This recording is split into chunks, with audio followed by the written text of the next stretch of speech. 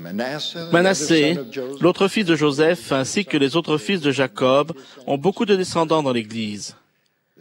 Il se peut qu'il y ait des gens qui entrent dans l'Église aujourd'hui qui ne sont pas descendants de Jacob par le sang. Nul ne doit supposer qu'il se verra refuser quelque bénédiction que ce soit parce qu'il n'est pas descendant d'Israël par le sang. Le Seigneur a dit à Abraham, « Je bénirai ta postérité par ton nom, car tous ceux qui recevront cet évangile seront appelés de ton nom, seront considérés comme ta postérité et se lèveront et te béniront toi, leur père. » Néphi nous dit que tous les gentils qui se repentiront sont le peuple de l'alliance du Seigneur.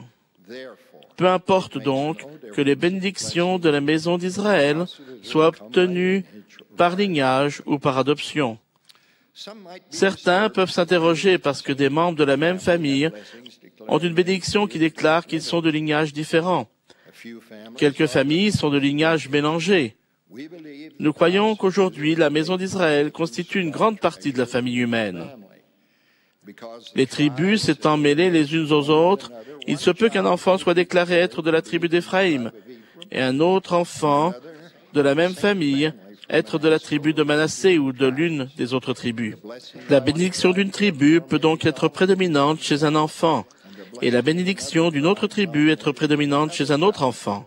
Ainsi, des enfants ayant les mêmes parents peuvent recevoir les bénédictions de tribus différentes.